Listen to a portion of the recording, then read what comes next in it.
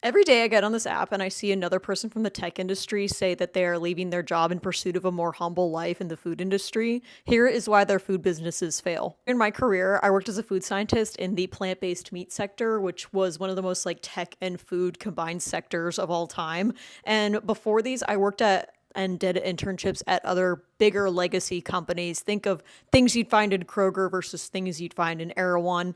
I met these textile individuals in these startup companies that had big dreams of sort of disrupting the food industry with adaptogenic gluten free cookies. But they quickly failed to see that there was cold, hard truth to this, which is that food does not scale like tech, and it never will. And as such, I saw so many cracks in these businesses that were obvious to me as a food scientist, but not necessarily them. A lot of new food brands started by tech founders want to have it both ways. They want to escape the fast life of tech and corporate, but they also want the idol worship that comes with being like Jeff Bezos.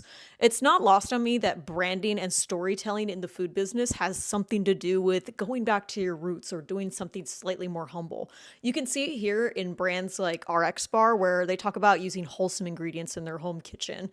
This is also very similar to Amazon's brand storytelling, which is we made this in a garage off of no money. It's like a humble beginning. What a lot of these food tech founders didn't realize is that developing an app might only take renting out a garage, but developing a food product takes so much more.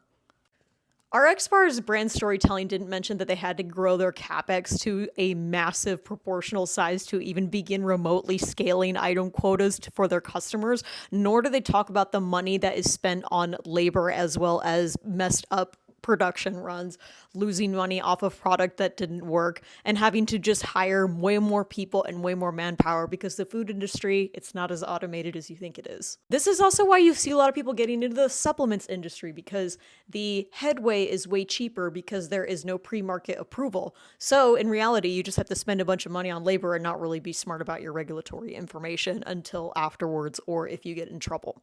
Now, this isn't to say you have to be a food scientist to start a food company. However, it is important to realize that you can't circumnavigate food science in order for your company to grow.